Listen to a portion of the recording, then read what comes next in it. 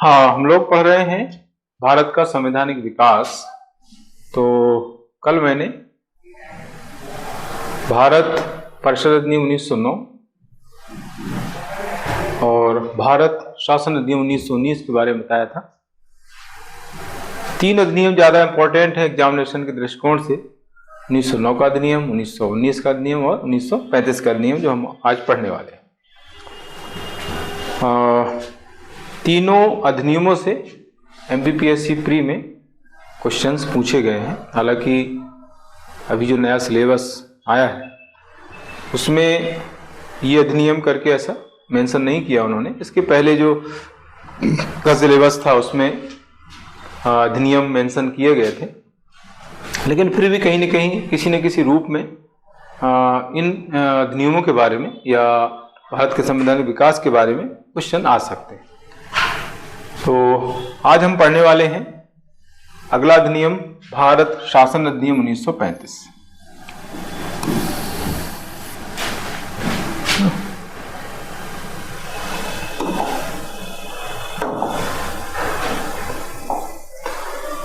भारत शासन अधिनियम 1935 जो है ये ब्रिटिश संसद में एक रिपोर्ट प्रस्तुत की गई थी, लोथिया रिपोर्ट करके, ना।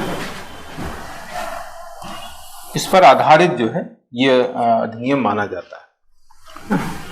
लोथिया रिपोर्ट में जो भी बातें कही गई थी उन्हीं बातों को इस अधिनियम में सम्मिलित किया गया है। इस अधिनियम में मूल रूप से अभी तक जो भी गतिविधियां हुई थी भारत में, जैसे नेहरू रिपोर्ट है, साइमन कमीशन रिपोर्ट है, 3 गोलमेज सम्मेलन जो हुए उनमें जो भी डिस्कशन हुआ है ना, तो इन सभी को इस अधिनियम में सम्मिलित किया गया है। और ये अधिनियम जो है एक बड़ा दस्तावेज माना जाता है, एक व्यापक दस्तावेज था। और इसमें जो है टोटल जो अनुच्छेद थे 321 थे और अनुसूचियां 10 कही जाती हैं। इस अधिनियम की भारतीय संदर्भ में एक इसका जो महत्व है वो ये है कि इस अधिनियम के ज़्यादातर प्रावधान हमारे संविधान में सम्मिलित किए गए हैं। भारतीय संविधान का सबसे बड़ा सोर्स ये माना जाता है। लगभग 70% जो प्रावधान भारतीय संविधान के हैं वो यहीं से, इसी अधिनियम से लिए गए हैं। इसमें इसके जो उद्देश्य, इस अधिनियम का उद्देश्य था भारत को उत्तरदायी शासन प्रदान करना। ये उद्देश्य 1919 के अधिनियम का भी था और इसका भी ये उद्देश्य माना जाता है। इसके प्रावधानों में खास जो प्रावधान है वो यहाँ पर मैंने मेंशन किए हुए हैं। पहला प्रावधान, प्रांतों में जो द्वैध शासन की व्यवस्था थी उसको जो है यहाँ पर समाप्त कर दिया गया है ना। इंग्लिश में द्वैध शासन को यहाँ पर गलत लिखा हुआ है, डाइऑर्की सिस्टम इसको कहा जाता है। डाइऑर्की सिस्टम इसको इंग्लिश में कहते हैं, सॉरी।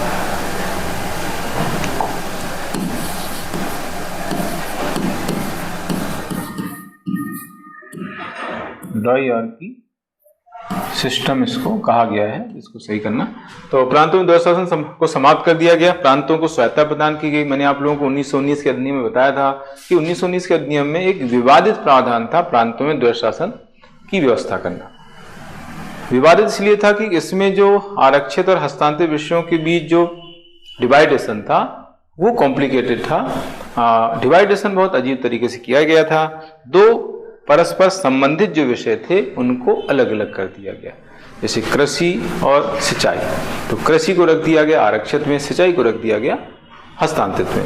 तो प्रांतों के शासन में कहीं न कहीं प्रॉब्लम आ रही थी, तो इसका बहुत ज़्यादा विरोध हो रहा था।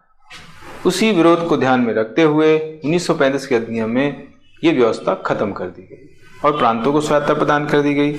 प्रांतों को जो स्वायत्तता आज प्राप्त है वो यहीं से इसकी स्टार्टिंग हुई है, यहीं से उसको मिली हुई है। आज भी प्रांत स्वायत्त हैं।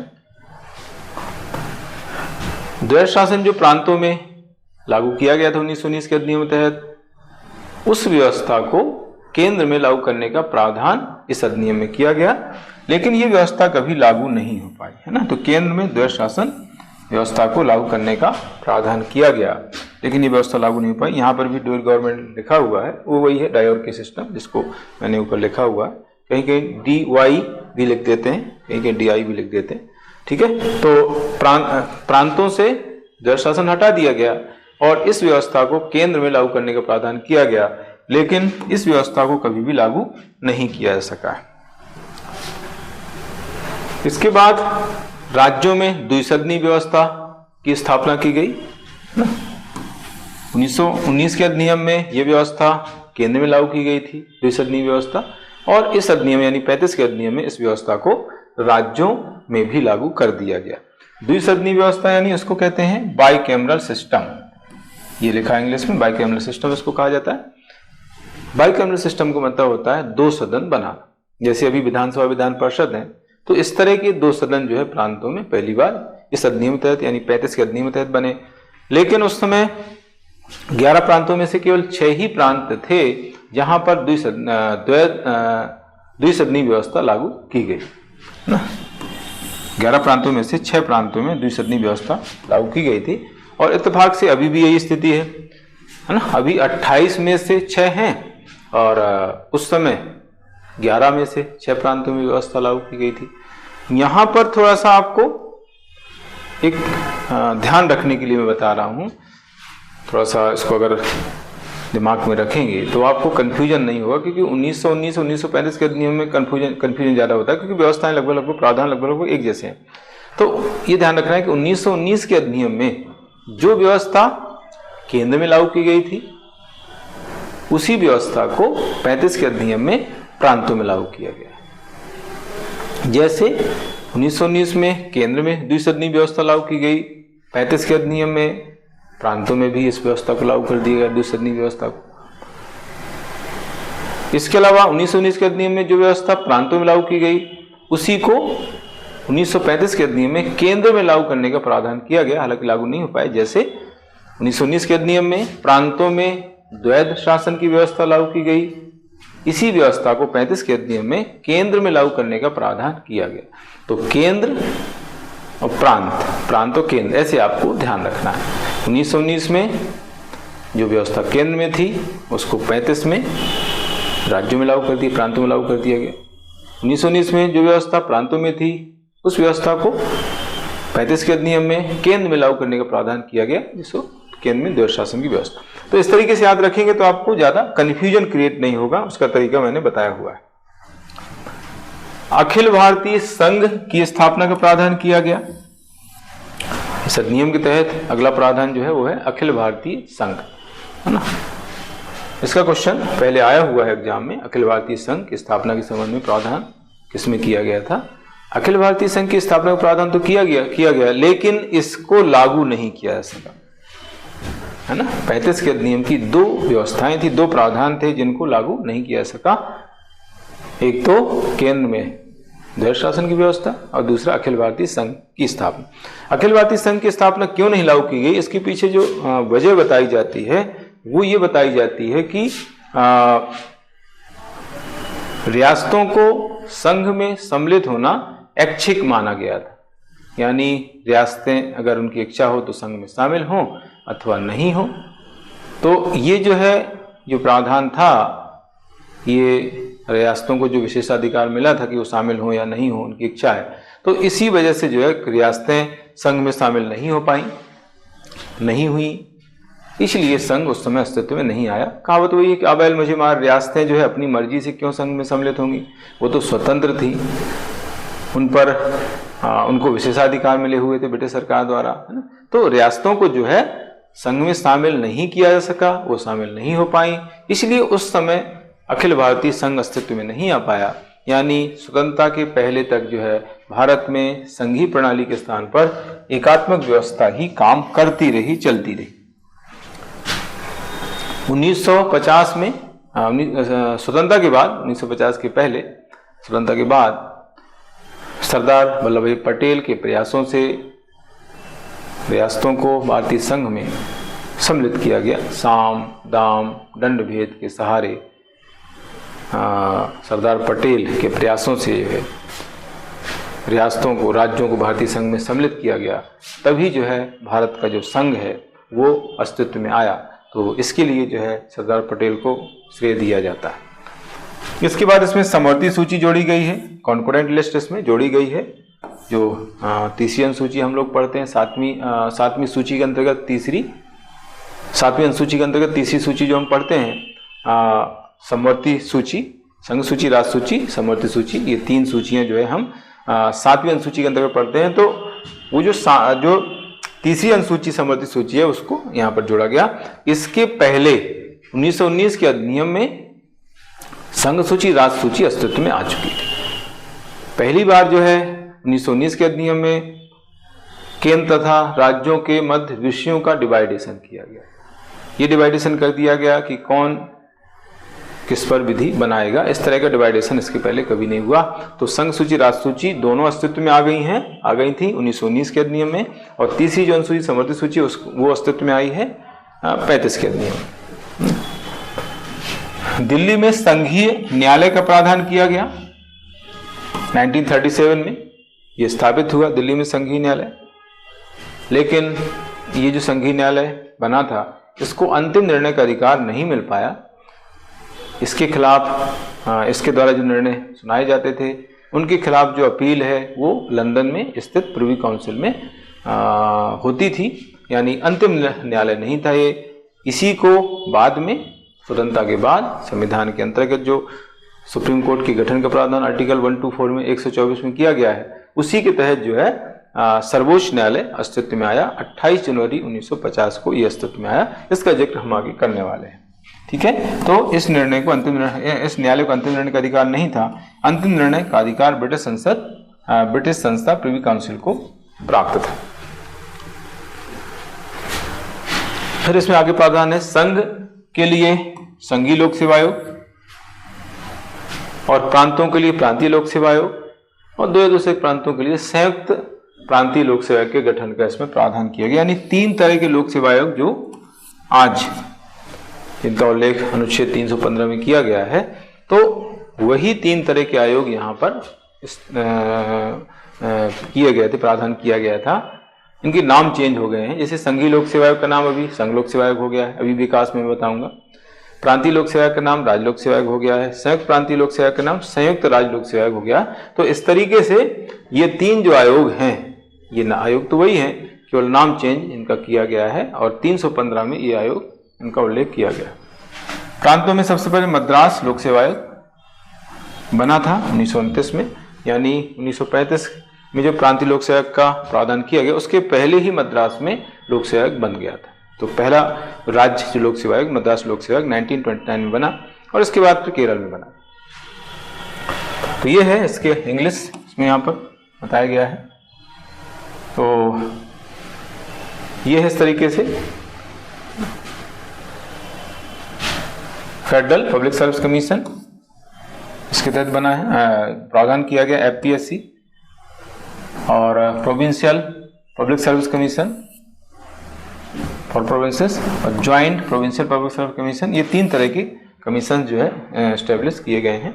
और एफपीएससी जो बना है वो 1936 में बना है। 1936 में जो है इसका गठन किया गया है। इसका समय 1936, इसमें गठन का समय नहीं दिया है। एफपीएससी 1936 में बना है। ये है इंग्लिश में दिया हुआ है। तो इस तरीके से ये हो जाता है। इसके बाद है आरबीआई के गठन का प्रावधान किया गया, और 1 अप्रैल 1935 को आरबीआई का गठन हुआ था। भारत परिषद को समाप्त कर दिया गया था, है ना। भारत परिषद जो 1858 का जो अधिनियम था उसके तहत भारत परिषद बनी थी। भारत सचिव को हेल्प करने के लिए 15 सदस्यीय भारत परिषद बनी थी, उसे अधिनियम को समाप्त कर दिया गया। हरिजनों को पृथक प्रतिनिधित्व का अधिकार दिया गया था। अभी तक मुस्लिम, एंग्लो इंडियन, सिख, भारतीय ईसाई, इनको जो है ये अधिकार दिया जा चुका था। अब इस अधिनियम के तहत हरिजनों को भी ये अधिकार मिल गया था। उड़ीसा को बिहार से अलग किया गया, है ना, और ये 1936 में अलग हुआ। और उड़ीसा जो है भाषाई आधार पर गठित होने वाला स्वतंत्रता के बाद पहला राज्य माना जाता है। स्वतंत्रता के पहले भाषाई आधार पर गठित होने वाला देश का पहला राज्य उड़ीसा है, जिसका नाम आज ओडिशा हो गया।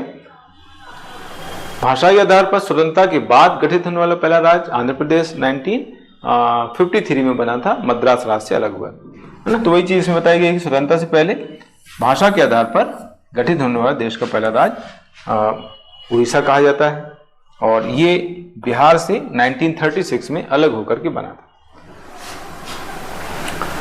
म्यांमार पहले भारत का हिस्सा था, इसको 1937 में भारत से अलग कर दिया गया। सिंध मुंबई के अंतर्गत पहले आता था, सिंध को मुंबई से अलग कर दिया गया, मुंबई स्टेट से। तो इस तरीके से ये इसके इंपॉर्टेंट प्रावधान कंप्लीट हो जाते हैं। और फिर इस अधिनियम को अलग अलग लोगों ने अलग अलग नाम दिया है। जैसे पंडित जवाहरलाल नेहरू ने इस अधिनियम को दास्ता का नया चार्टर कहा है। दास्ता का नया चार्टर मतलब गुलामी का नया चार्टर, मतलब इसके तहत जो है लोगों की, यहाँ भारतीय जो थे उनकी गुलामी और ज्यादा बढ़ गई और ज्यादा अधिकार ब्रिटिश सरकार को मिल गए। अनेक ब्रेकों वाली इंजन रहित गाड़ी के समान भी जो है पंडित जवाहरलाल नेहरू ने कहा है, पूर्णतः सड़ा हुआ, मूल रूप से बुरा और बिल्कुल अस्वीकृत, ये जो है मोहम्मद अली जिन्ना ने इसको नाम दिया है। तो इस तरीके से अलग अलग लोगों ने अलग अलग इस अधिनियम को नाम दिया है, वो मैंने यहाँ पर मेंशन किया हुआ है। तो इस तरीके से ये अधिनियम पूरा हो जाता है। इसके बाद आगे अगला अधिनियम लास्ट है, ये भारतीय स्वतंत्रता अधिनियम 1947, इंडियन इंडिपेंडेंस एक्ट 1947। इस अधिनियम को संसद ने कब पारित किया, इसको कब लागू किया गया, इसकी डेट कभी कभी पूछ लेते हैं। एक्चुअली हिस्ट्री के अंतर्गत पूछा जाएगा, क्योंकि पॉलिटी का विषय नहीं है। लेकिन अब प्री में तो क्वेश्चन कहीं से भी आए आपसे बनना चाहिए, है ना। तो मैंने हिस्ट्री का एस्पेक्ट लेकर के इसमें कुछ फैक्ट यहाँ पर डाले हैं जो आपको काम आएंगे। यह अधिनियम माउंटबेटन योजना पर आधारित है। माउंटबेटन योजना का एक बार क्वेश्चन प्री में आया हुआ है। माउंटबेटन योजना की डेट एक बार पूछी गई थी, हिस्ट्री के अंतर्गत आता है। माउंटबेटन योजना की डेट है 3 जून 1947। 3 जून 1947 ये इसकी डेट है जो एक बार पूछी गई थी। माउंटबेटन योजना को 3 जून योजना के नाम से भी जाना जाता है ना, इसका नाम है 3 जून योजना, क्योंकि 3 जून 1947 को आई थी। लॉर्ड माउंटबेटन जो स्वतंत्र भारत के प्रथम गवर्नर जनरल कहे जाते हैं, अंतिम वायसरॉय कहे जाते हैं, उन्होंने भारत और पाकिस्तान के विभाजन की योजना प्रस्तुत की थी, है ना। तो भारत और पाकिस्तान के विभाजन की योजना प्रस्तुत की थी, उसी योजना के आधार पर ये अधिनियम पास किया गया, और इस अधिनियम के तहत ही जो है भारत और पाकिस्तान को विभाजित किया गया और दोनों को स्वतंत्रता प्रदान की गई। ठीक है, तो इस अधिनियम को कब पास किया गया ब्रिटिश संसद द्वारा, तो उसका समय है 18 जुलाई 1947, यानी ब्रिटिश सम्राट के इस पर हस्ताक्षर हुए थे, है ना। और 15 अगस्त 1947 को लागू कर दिया गया। 15 अगस्त को हम आज़ाद हो गए थे। और अगर हम पाकिस्तान के बारे में बात करें तो 14 अगस्त का समय वहाँ पर था, क्योंकि पाकिस्तान और भारत के समय में आधा घंटे का अंतर है। भारत का समय आधा घंटे आगे है। एक्चुअली 12 बजे जो है अंग्रेज भारत और पाकिस्तान को आज़ाद करके गए थे, तो भारत में तो डेट 15 अगस्त हो गई थी, लेकिन पाकिस्तान में डेट थी 14 अगस्त, क्योंकि वहाँ पर 11:30 बजे का समय था। हमारे यहाँ 12 बज गए थे, तो 12 बजे में तो 15 अगस्त हो गए। पाकिस्तान में उस समय जो है 14 अगस्त था, क्योंकि 11:30 बजे थे।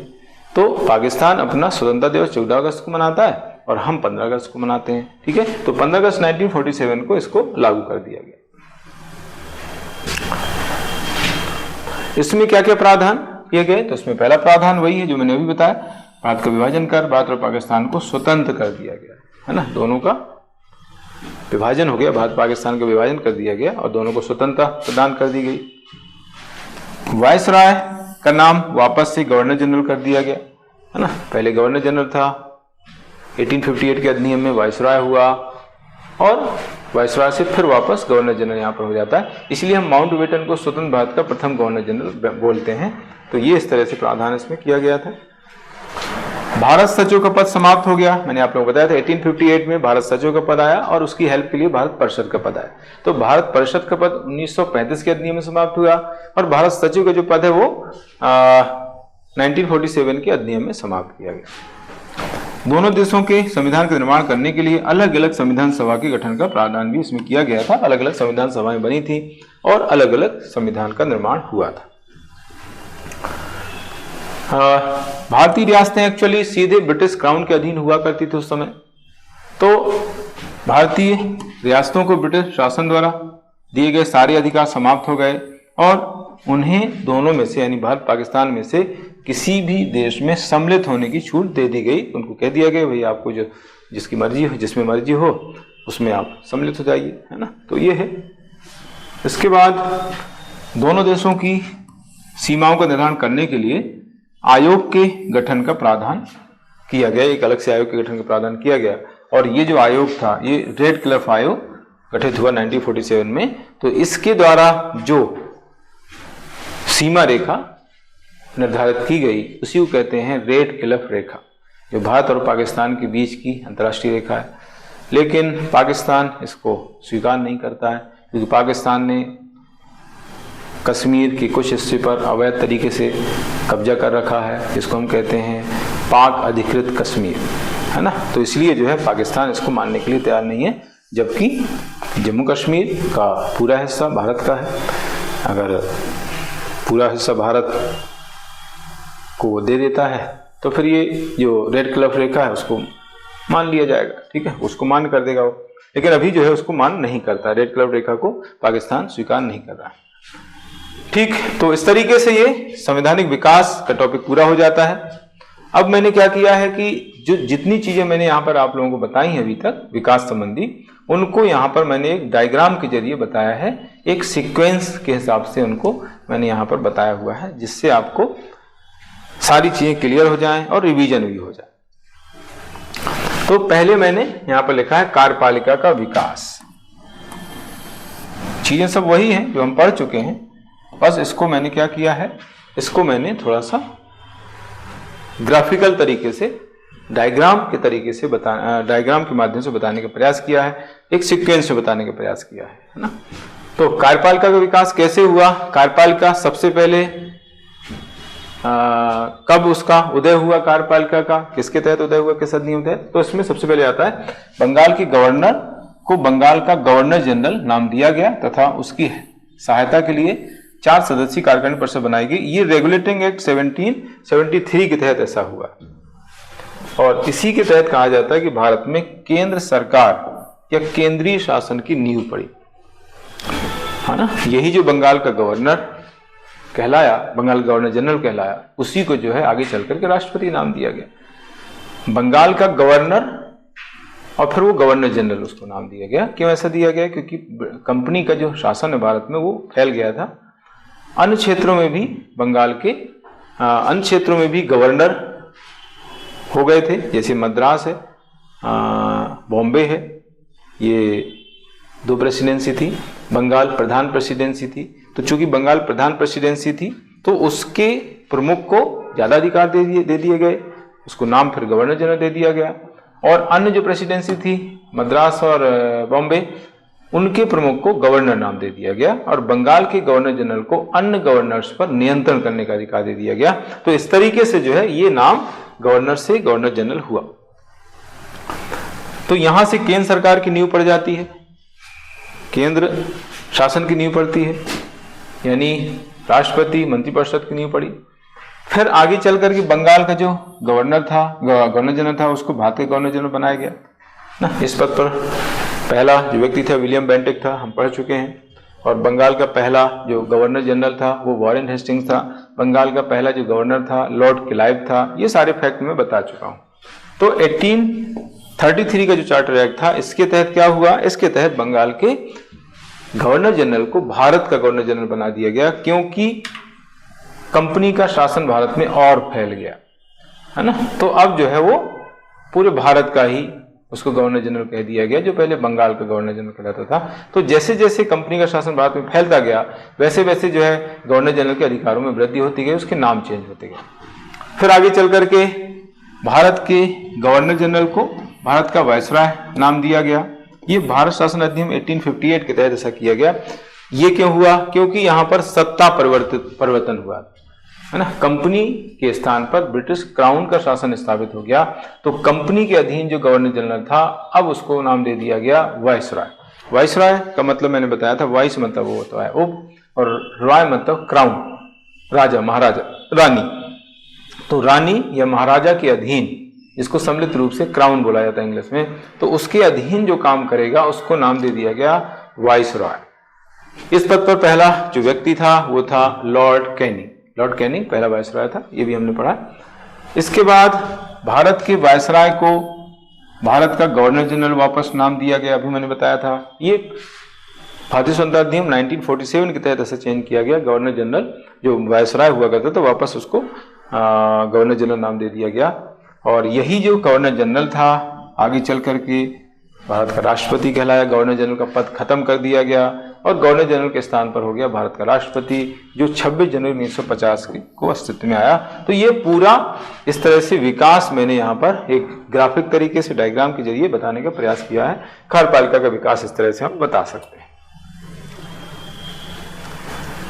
ये फिर इंग्लिश में इसका मेंशन किया गया है, एवोल्यूशन ऑफ द एग्जीक्यूटिव यानी प्रेसिडेंट, है ना, पूरा इसमें दिया हुआ है इंग्लिश में, तो आप देख सकते हैं इसको इंग्लिश के हिसाब से मैंने इसको पूरा बताया हुआ है। जो हिंदी में वही इंग्लिश में है। तो ये इस तरीके से हो जाता है कार्यपालिका का विकास।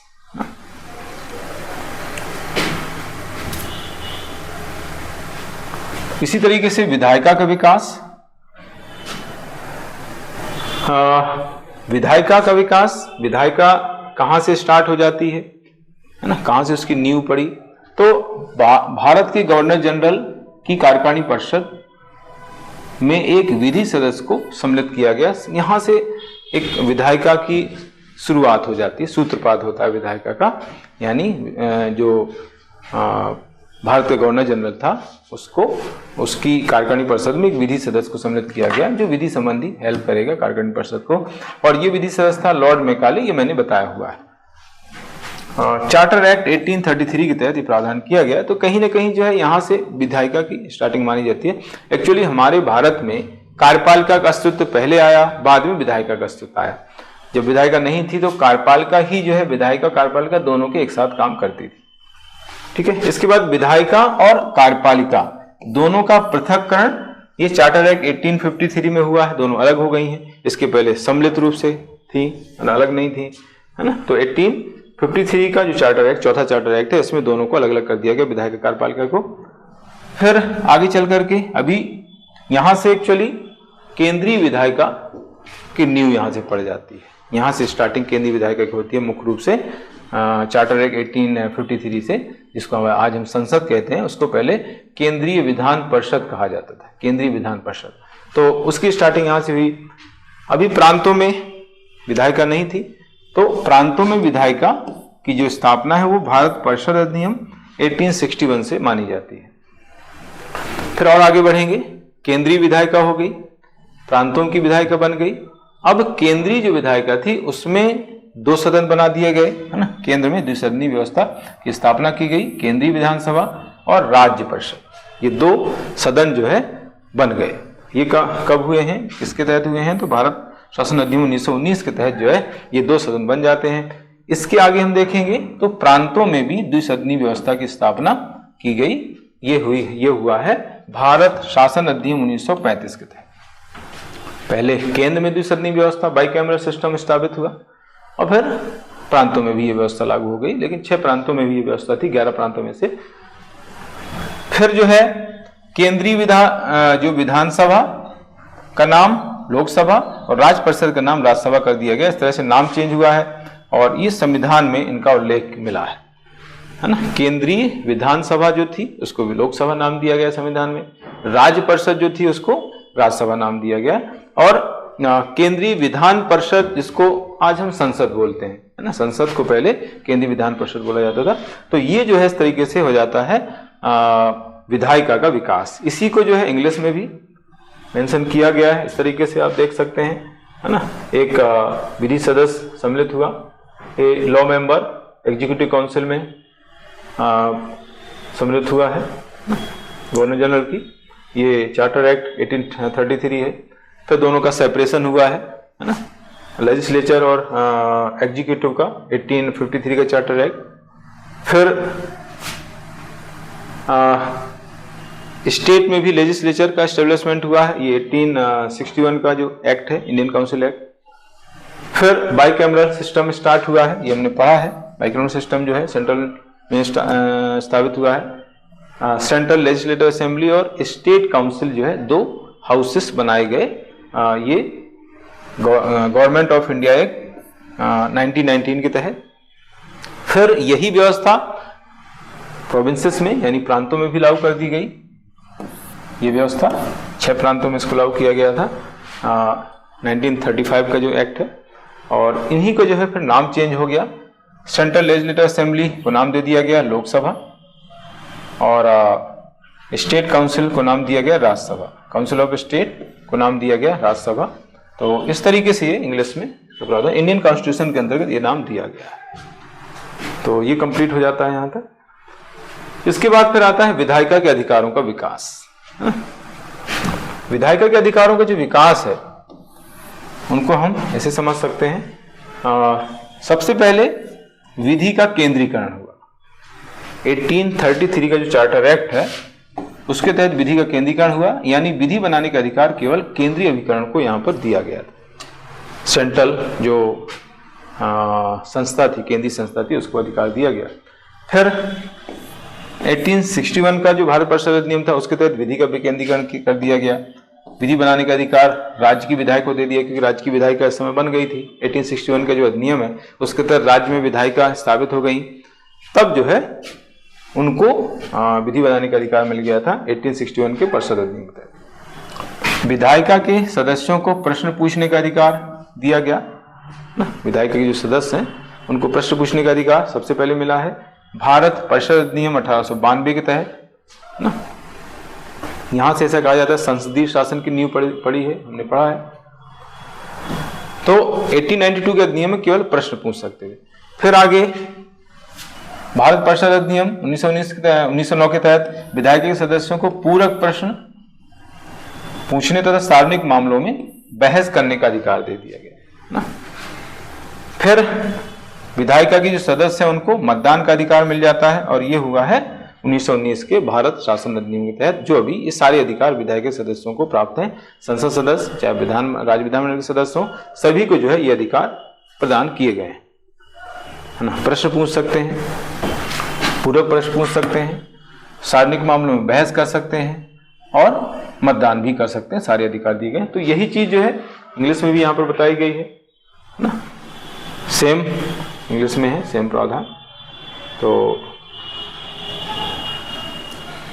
इस तरीके से ये पूरा हो जाता है। इसके बाद फिर न्यायपालिका का विकास आता है। न्यायपालिका के विकास के अंतर्गत सबसे पहले कलकत्ता में सर्वोच्च न्यायालय की स्थापना हुई है। 1774 का जो 1774 में इसकी स्थापना हुई है। रेगुलेटिंग एक्ट 1773 में सर्वोच्च न्यायालय की जो स्थापना सबसे पहले कलकत्ता में की गई थी, और आज यही नई दिल्ली में है। तो यहाँ से स्टार्टिंग हो जाती है न्याय प्रणाली की। फिर कलकत्ता में जो सर्वोच्च न्यायालय है, उसको समाप्त कर दिया गया, और प्रांतों में उच्च न्यायालयों की स्थापना की गई हाईकोर्ट एक्ट 1861 के तहत, है ना। हाईकोर्ट एक्ट 1861 के तहत 3 हाईकोर्ट बनाए गए थे। कलकत्ता है, बम्बई है, मद्रास है ना। 1862 में ये 3 हाईकोर्ट एक्ट 1861 के तहत बनाए गए थे। 1862 में ये भारत के पहले 3 हाईकोर्ट माने जाते हैं, है ना। तो कलकत्ता सर्वोच्च न्यायालय, कलकत्ता में सर्वोच्च न्यायालय समाप्त कर दिया गया, और हाईकोर्ट एक्ट 1861 के तहत हाईकोर्ट प्रांतों में बनाए गए। 1935 का जो अधिनियम था, उसके तहत दिल्ली में संघीय न्यायालय की स्थापना की गई। 1937 की बात है, लेकिन इसको अंतिम निर्णय का अधिकार नहीं था, ये अंतिम न्यायालय नहीं था। तो इसके स्थान पर फिर नई दिल्ली में सर्वोच्च न्यायालय की स्थापना की गई, और इसका जो उद्घाटन हुआ है 28 जनवरी 1950 को हुआ है। इसका क्वेश्चन एक बार एमपीपीएससी में पूछा गया, डेट पूछी गई, है ना। और ये जो स्थापना दिल्ली में सर्वोच्च न्यायालय की हुई है 28 जनवरी 1950 को, ये किसके तहत हुई है? तो भारतीय संविधान के अनुच्छेद 124 के तहत जो है ये स्थापित हुआ है। तो ये आपको इस तरह से ध्यान रखना है। तो ये न्यायपालिका का विकास हो जाता है। इसी चीज को जो है इंग्लिश में भी यहाँ पर बताया गया है ना। पहले सुप्रीम कोर्ट इन कलकत्ता 1774, रेगुलेटिंग एक्ट 1773 है, यहाँ पर ये छूटा हुआ है। और फिर हाई कोर्ट एक्ट 1861 के तहत सुप्रीम कोर्ट जो कलकत्ता का था उसको खत्म कर दिया गया, प्रांतों में हाई कोर्ट स्थापित करने का प्रावधान किया गया। फिर फेडरल कोर्ट दिल्ली में स्थापित किया गया 1937 में, 1935 का अधिनियम जो है। उसके बाद फिर न्यू दिल्ली में 28 जनवरी 1950 को सुप्रीम कोर्ट स्थापित हुआ और ये under article 124 of the Indian constitution, भारतीय संविधान के 124 आर्टिकल के तहत। तो इस तरीके से ये है न्यायालय का विकास। इसके बाद संघ लोक सेवा आयोग का विकास। आज जो संघ लोक सेवा आयोग यूपीएससी काम कर रहा है उसका विकास कैसे हुआ? तो उसके तहत जो है सबसे पहले सीपीएससी बना। सीपीएससी यानी सेंट्रल पब्लिक सर्विस कमीशन, केंद्रीय लोक सेवा आयोग सबसे पहले बना। ये 1926 में बना था। भारत शासन अधिनियम 1919 के तहत इसकी स्थापना हुई है ना। मैंने आप लोगों को बताया था कि भारत में सबसे पहले लोक सेवा आयोग के गठन का प्रावधान किस अधिनियम में किया गया था? तो 1919 के अधिनियम में किया गया था। लेकिन ये केवल एक ही आयोग था जो पूरे भारत के लिए एग्जाम कंडक्ट कराने का काम करता है। तो ये है सीपीएससी। फिर आगे चल करके 1935 का जो अधिनियम था उसके तहत 3 तरह के लोक सेवा आयोगों के गठन का प्रावधान किया गया। संघ के लिए संघीय लोक सेवा आयोग जिसको हम बोलते हैं FPSC, federal public service commission. प्रांतों के लिए प्रांतीय लोक सेवा आयोग और 2 या दूसरे प्रांतों के लिए संयुक्त प्रांतीय लोक सेवा के गठन का प्रावधान किया गया था। तो इसके तहत जो है एफपीएससी जो बना है वो 1936 में बना। इसी एफपीएससी को 1950 में यूपीएससी में कन्वर्ट कर दिया गया, यूनियन पब्लिक सर्विस कमीशन, जिसको इसी नाम से आज जाना जाता है, संघ लोक सेवा आयोग UPSC. FPSC federal public service commission, इसको हिंदी में बोलते हैं संघीय लोक सेवा आयोग। Federal public service commission, federal public service commission यानी एफपीएससी 1950 में यूपीएससी में कन्वर्ट हो गया, जिसको हम कहते हैं संघ लोक सेवा आयोग यानी यूनियन पब्लिक सर्विस कमीशन। इसकी स्थापना 1950 में हुई है और भारतीय संविधान के अनुच्छेद 315 के तहत जो है इसको स्थापित किया गया है। तो इस तरीके से यह है संघ लोक सेवा आयोग यानी यूपीएससी का विकास। इसको इंग्लिश में भी वैसे दिया हुआ है, evolution of union public service commission. तो पहले CPSC establishment 1936 under the government of India act 1919। फिर एफपीएससी बना, एस्टेब्लिशमेंट इसका 1936 है, under the government of India act 1935। फिर यूपीएससी एस्टेब्लिश 1950 और under article 303(15) of the Indian constitution. तो इस तरीके से ये टॉपिक कंप्लीट हो जाता है भारत का संवैधानिक विकास। अब हम आगे भारत का भारतीय संविधान का निर्माण, संविधान सभा के बारे में कल स्टार्ट करेंगे और वो आपके सिलेबस में भी दिया हुआ है, इंपॉर्टेंट है। तो संविधान सभा, संविधान का निर्माण, इसके बारे में हम कल चर्चा करेंगे।